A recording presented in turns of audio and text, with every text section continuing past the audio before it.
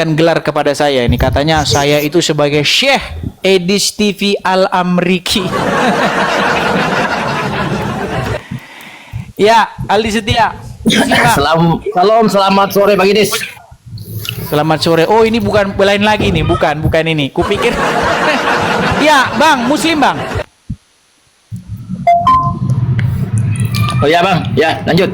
Oke, Bang, apa yang membuat penonton yakin bahwa Anda betul-betul seorang Muslim? Coba.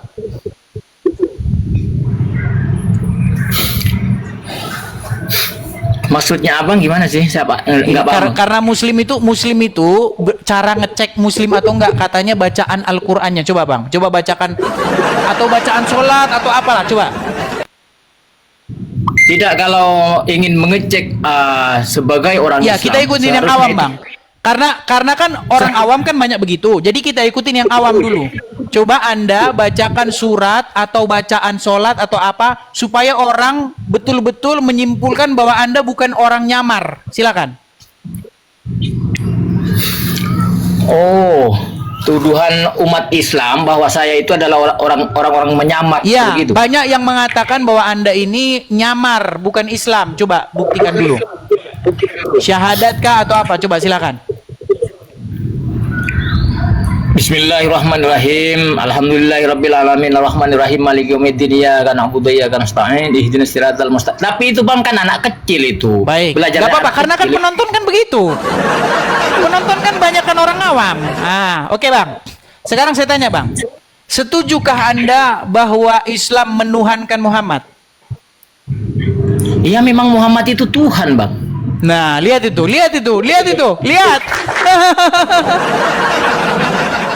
Coba, bagaimana cara menjelaskan kepada saudara-saudaramu Muslim? Silakan.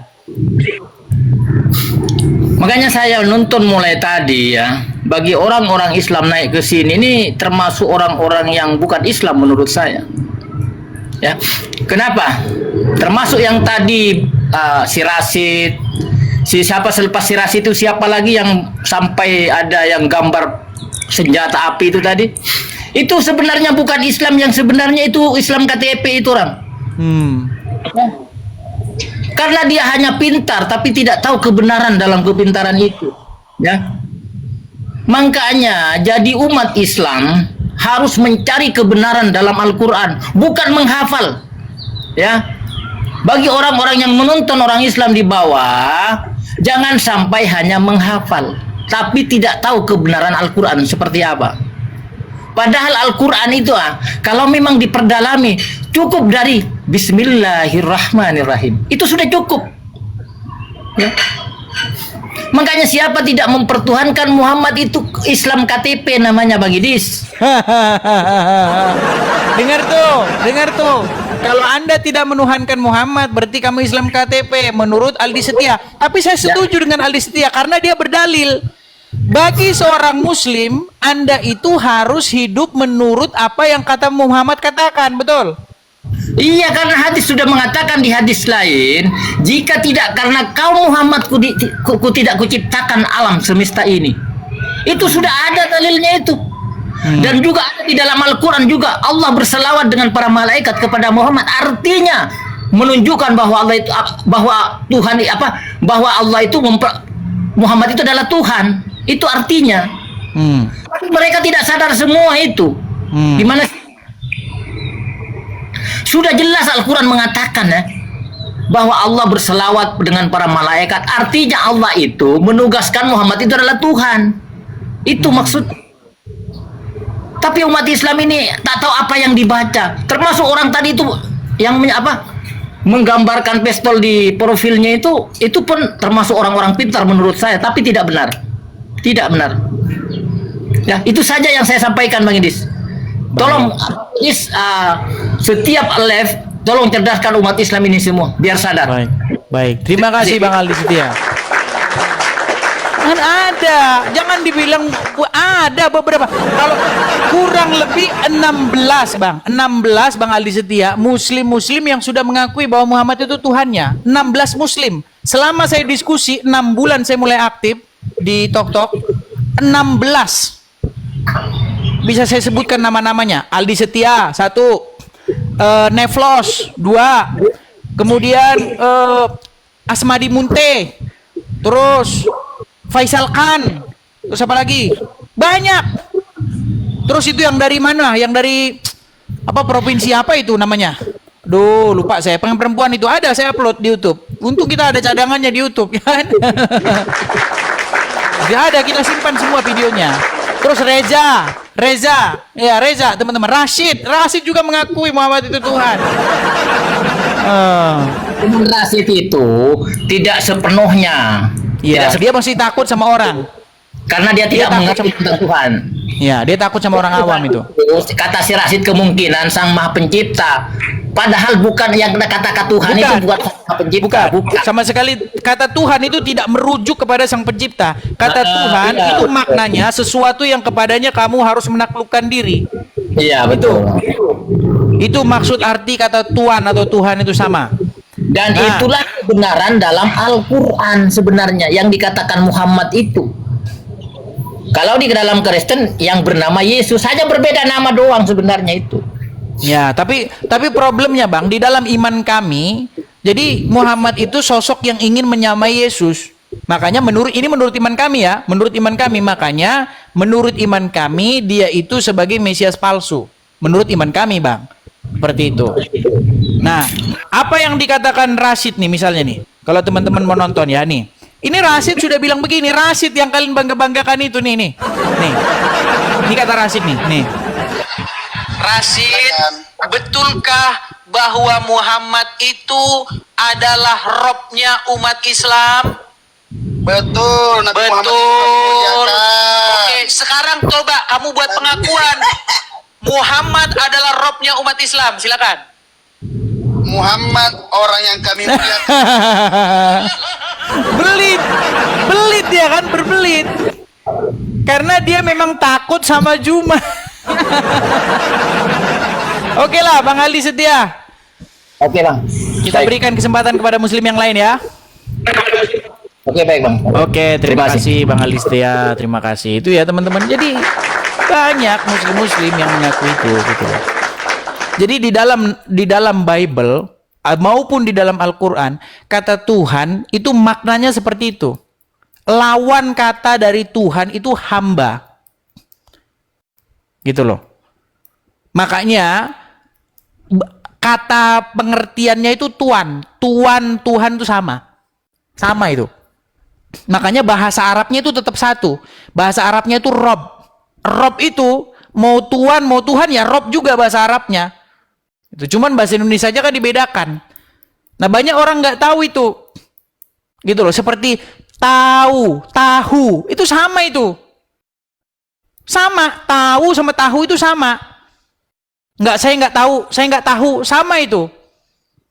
Gitu loh. Nah, kata Tuhan tuh juga kayak begitu. Kalau kamu belajar, kalau kamu sekolah. Kalau kamu nggak sekolah, ya selamat menikmati. Itu aja. Gitu loh. Itu maknanya, gitu loh. Makanya di dalam Bible itu ada kata-kata seperti ini. Tuhan mereka adalah perut mereka.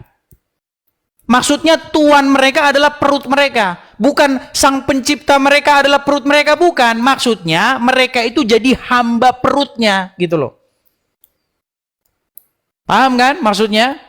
Nah, kita sebagai orang Kristen, Yesus harus menjadi Tuhan, harus menjadi Tuhan atas diri kita. Kita harus mengikuti apa yang Dia inginkan. Nah, bagaimana caranya? Caranya dengan cara menerima Roh Kudus itu tadi. Jadi seorang Kristen harus menjadikan Bapa di surga sebagai Tuhan, sebagai Tuhan. Caranya gimana? Caranya harus menerima Yesus juga sebagai Tuhan, sebagai Tuhan. Nah, sekarang kan Yesus telah naik ke surga.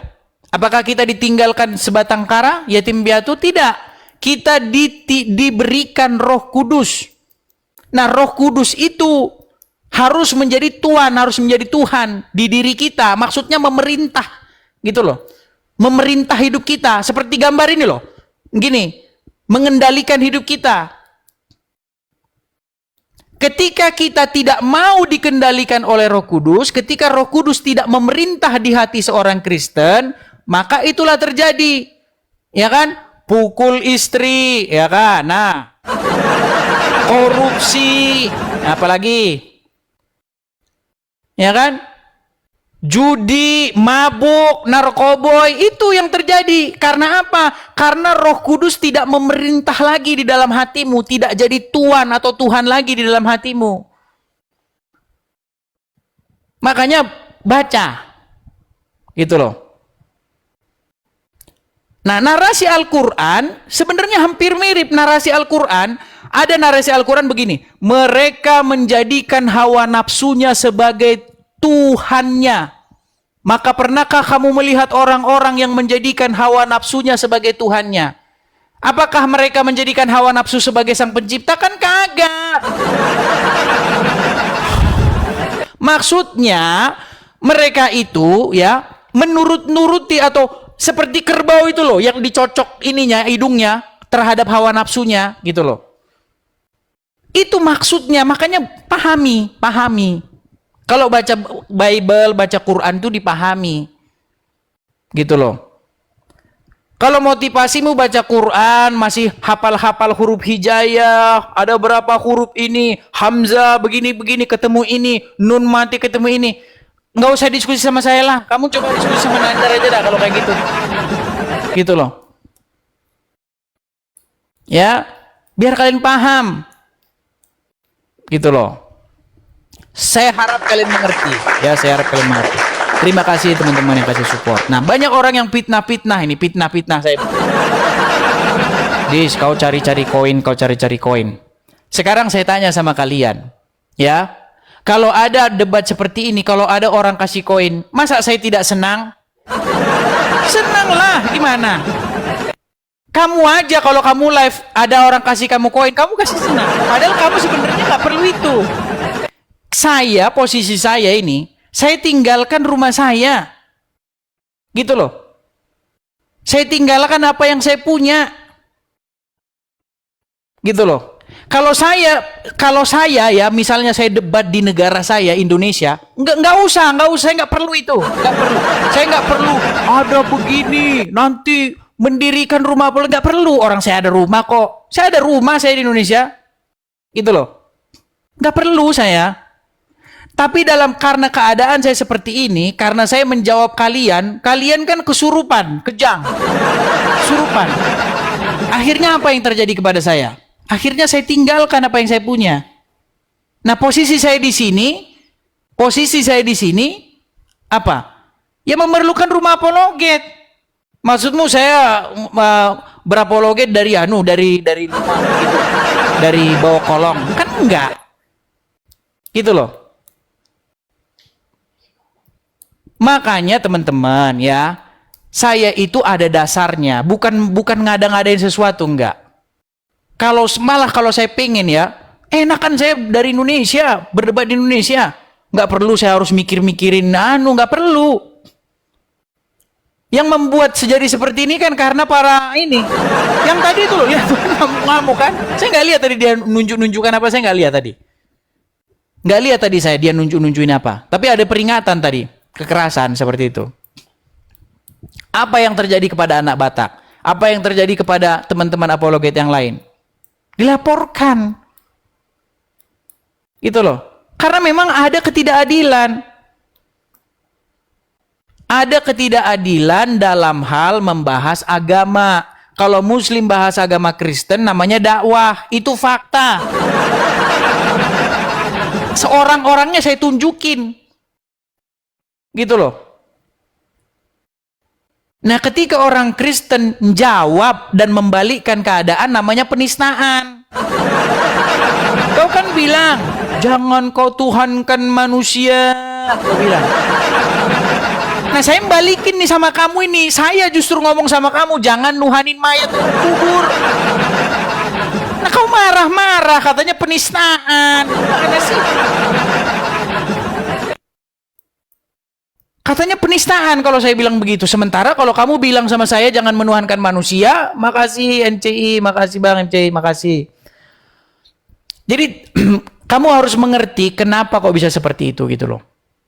Ya, seandainya adil, seandainya loh, tapi ini kan hayalan. Seandainya adil, sama rata. Bener lah ya. Kalau boleh seperti itu, saya berdebat dari rumah saya. Dari rumah saya berdebat. Nggak perlu ada kolekte pendirian rumah apologet, nggak perlu. Orang saya ada rumah kok. Masalahnya, saya kan dalam keadaan kalian cari-cari pengikut Juma dan kawan-kawan. Mau saya putarkan video-videonya? Nih, biar kalian dengar nih. Ini. Nih, biar kalian dengar sebentar. Nih. Biar kalian dengar ya. Nih. Ini hasil daripada menjawab mereka nih. Nih, lihat nih. Bentar, sorry nih. Lihat nih ya.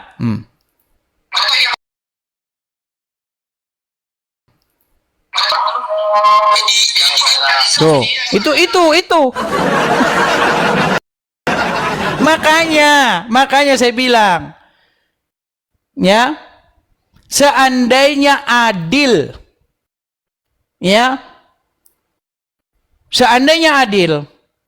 maka tidak perlu saya harus menyusahkan diri saya. Saya harus jauh dari teman-teman, dari orang-orang yang saya kasihi. Nggak perlu. Capek di hati itu, capek sebenarnya. Cuman mau gimana, udah pilihan. Gitu loh. Jadi janganlah lagi yang komen-komen di bawah itu. Idris TV, menggalang kolektor untuk rumah apologet begini. Loh, itu gara-gara kau begitu cuma. Gitu loh. Nah, nanti kalau ada rumah apologet di sini berdiri, kalau sampai jadi nyata, tambah nangis kalau nanti. Tambah nangis.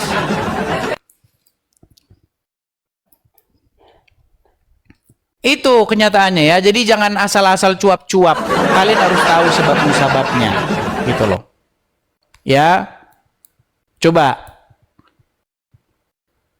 Jadi jangan asal-asal. Justru kalau seperti Juma ya, seperti si ini, nggak perlu justru kalian nganun-nganun gitu, nggak perlu. Orang kalian ada rumah, ada perangkat, ada ini. Ngapain? Gitu loh. Justru kalian itu. Kalau saya ada dasar, ada penyebabnya gitu loh.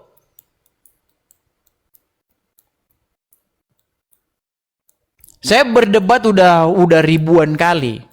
Diskusi sudah ribuan kali. Tema yang saya bahas sudah banyak, udah ini. Udah nggak kurang-kurang kalau debat itu. Udah nggak kurang-kurang. Apakah tidak wajar sekarang kalau saya memikirkan supaya ada rumah apologet berdiri? Saya rasa wajar-wajar saja kok. Ya kan? Seperti itu. Ya, kepada teman-teman atau kepada para haters ya, terutama pengikutnya Juma yang masih kejang-kejang ya ngomong masalah rumah apologet ya. Jadi teman-teman, itulah ya dasar daripada rumah apologet, sejarahnya begitu teman-teman. Saya punya satu keinginan seperti itu. Kita bisa mendirikan rumah apologet di sini teman-teman. Cuman ya puji Tuhan lah ya, puji Tuhan. Artinya ada sebagian, tapi masih belum semua ya. Sudah ada sebagian yang mensupport dalam hal pendirian rumah apologet. Nah, kepada teman-teman yang belum, ya mudah-mudahan teman-teman segera mendengar. Karena banyak yang belum mendengar. Atau ada juga yang mendengar tapi diam saja, juga ada juga seperti itu. Nah, kepada teman-teman ya yang ingin mensupport ya, teman-teman bisa mampir ke channel ini, lihat di situ ada linknya, link untuk kolektor, ada tanda panah ke bawah, ada link Sawerianya, klik saja itu teman-teman. Kalau mau support saya ada di situ teman-teman. Ya seperti itu. Karena adakah di antara kalian ya yang mau mengambil langkah seperti ini tapi tidak ada tempat tinggalnya? Saya rasa berat gitu loh. Karena kita harus memikirkan jangka panjangnya, teman-teman. Nggak sebentar gitu loh. Jangka panjang ke depannya. Ya, kita lihat saja lah ke depannya bagaimana ya, teman-teman ya. Mudah-mudahan berdiri rumah apologet seperti itu, teman-teman. Yang akan menjadi tempat bernaung saya ya, dan juga untuk memproduksi konten-konten seperti yang mereka lakukan seperti itu. Karena zaman sekarang ini, teman-teman ya, sosial media itu sangat-sangat sangat-sangat mempengaruhi. Jadi seperti misalnya ya, konten-konten si Dondi, Irina Handono, kemudian siapa lagi itu yang perempuan Jesslyn itu, terus Juma dengan Ari Untung. Itu konten-konten seperti itu ditonton loh. Ditonton sama generasi-generasi muda, ditonton sama anak-anak, ya kan? Ditonton. Jadi itu harus dijawab kayak begitu. Kalau mereka bikin podcast tentang iman kita juga bikin podcast tentang iman mereka. Nah, masalahnya apa? Masalahnya kalau kita bikin podcast tentang agama Islam, langsung diketok rumahmu. Kami dari Ormas. Langsung diketok. Itu loh. Masalahnya itu loh. Apa nggak enak banget coba kalau kita di Indonesia bikin podcast untuk nanggapi mereka? Enak banget. Enak banget. Murah, ya kan? Nggak perlu harus ini, itu. Nggak susah-susah. Langsung bikin hari itu juga beres. Tapi masalahnya kan nggak bisa. Cuman mereka yang bisa bikin podcast tentang agama orang lain. Kalau kita bikin begitu, langsung digedor rumah kita. Digedor. Langsung penistaan agama. Gitu loh. Itu masalahnya. Gimana caranya biar kita bisa bikin podcast juga? Ya ujung-ujungnya memang harus kita bikin dari sini. Gitu loh.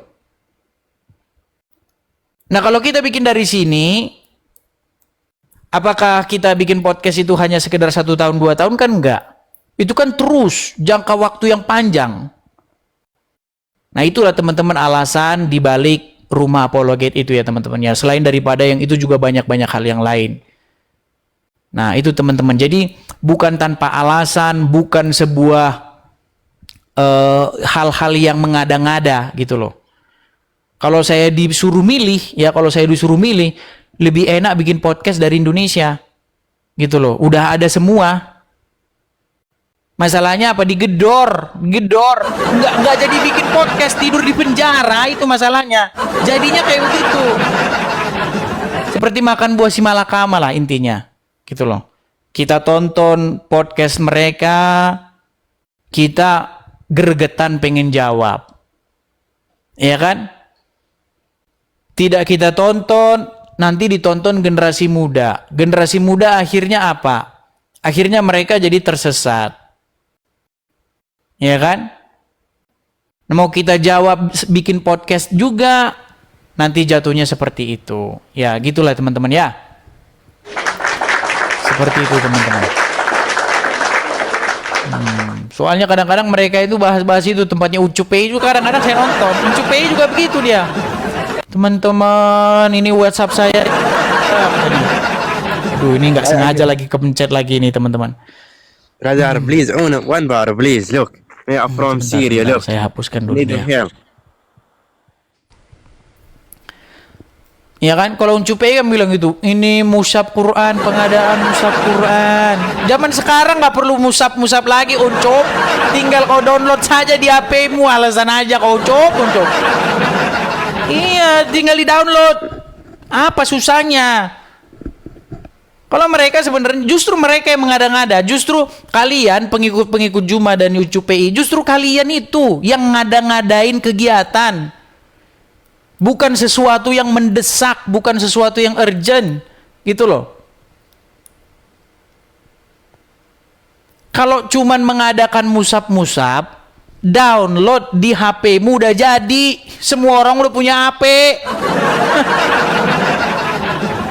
Gitu loh. Kalau kalau saya memang urgent begitu loh. Karena saya pikirkan ke depannya nih bagaimana.